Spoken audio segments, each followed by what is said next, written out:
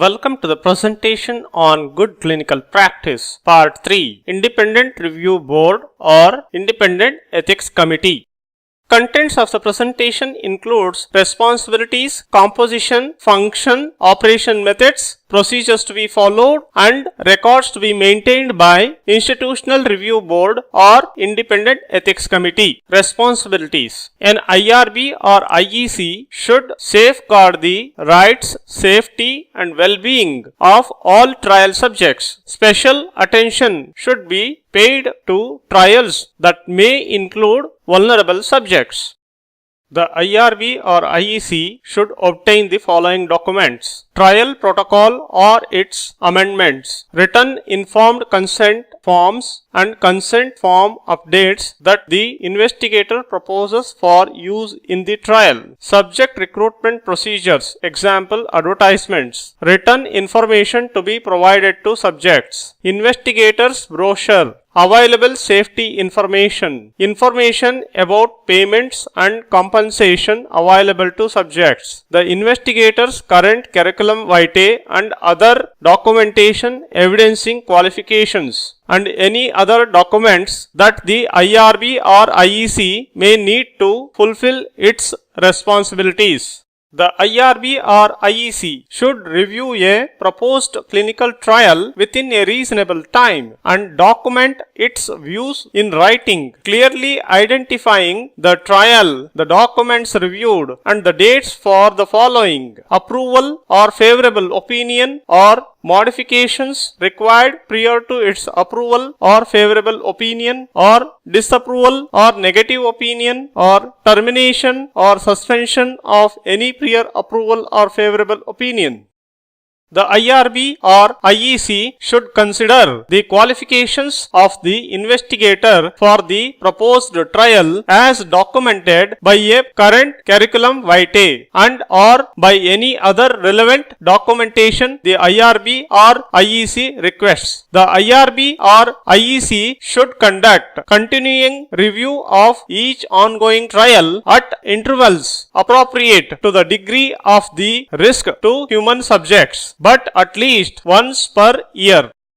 The IRB or IEC may request more information be given to subjects when, in the judgment of the IRB or IEC, the additional information would add meaningfully to the protection of the rights, safety, and well-being of the subjects. When a non-therapeutic trial is to be carried out with the consent of the subject's legally acceptable representative, the IRB or IEC should determine that the proposed protocol and or other documents adequately addresses relevant ethical concerns and meets applicable regulatory requirements for such trials. Where the protocol indicates that prior consent of the trial subject or subject's legally acceptable representative is not possible, the IRB or IEC should determine that the proposed protocol and or other documents adequately addresses relevant ethical concerns and meets applicable regulatory requirements for such trials, example in emergency situations. The IRB or IEC should review both the amount and method of payment to subjects to assure that neither presents problem of coercion or undue influence on the trial subjects. Payments to a subject should be prorated and not wholly contingent on completion of the trial by the subject.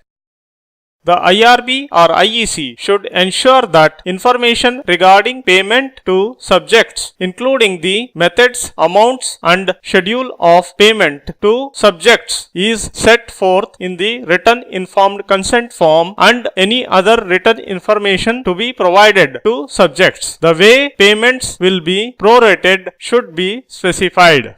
Composition, functions and operations of IEC or IRB. The IRB or IEC should consist of a reasonable number of members who collectively have the qualification and experience to review and evaluate the science, medical aspects and ethics of the proposed trial. It is recommended that the IRB or IEC should include at least 5 members, at least one member whose primary area of interest is in a non-scientific area, at least one member who is independent of the institution or trial site. Only those IRB or IEC members who are independent of the investigator and the sponsor of the trial should vote or provide opinion on a trial related matters. A list of IRB or IEC members and their qualifications should be maintained.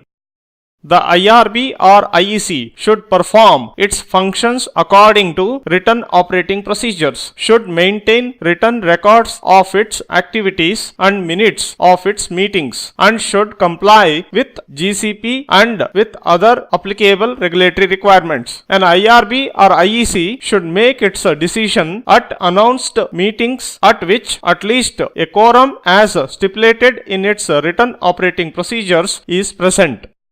Only members who participate in the IRB or IEC review and discussion should vote or provide their opinion and or advice. The investigator may provide information on any aspect of the trial but should not participate in the deliberations of the IRB or IEC or in the vote or opinion of the IRB or IEC. An IRB or IEC may invite non-members with expertise in the special areas for assistance.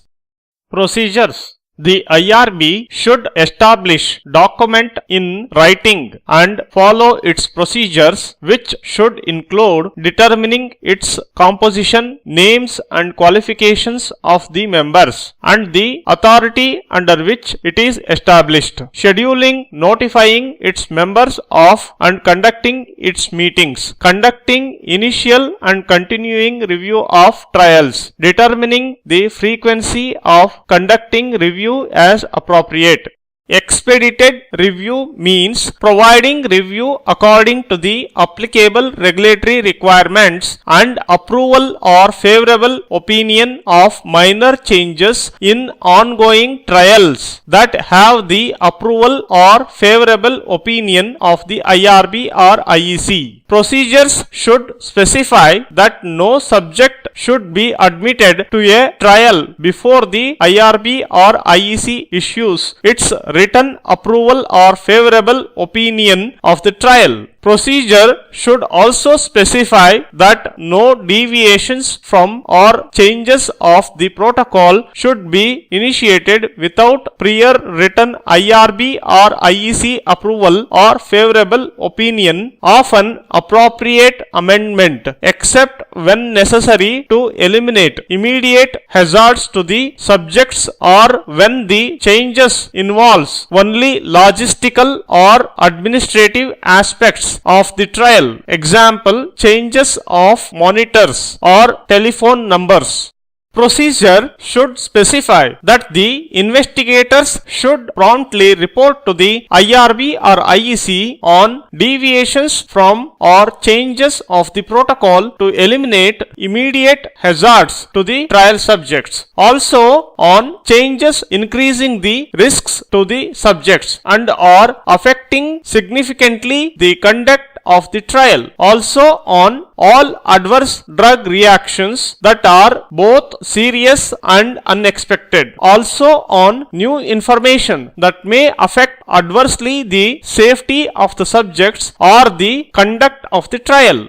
Procedure should ensure that the IRB or IEC promptly notify in writing the investigator or institution concerning its trial related decisions or opinions, the reasons for its decisions or opinions, procedures for appealing of its decisions or opinions. records of IRB or IEC. The IRB or IEC should retain all relevant records including written procedures, membership lists, list of occupations, affiliations of members, submitted documents, minutes of meetings and correspondences for a period of at least 3 years after completion of the trial and make them available upon request from the regulatory authorities. The IRB or IEC may be asked by investigators, sponsors or regulatory authorities to provide its written procedures and membership lists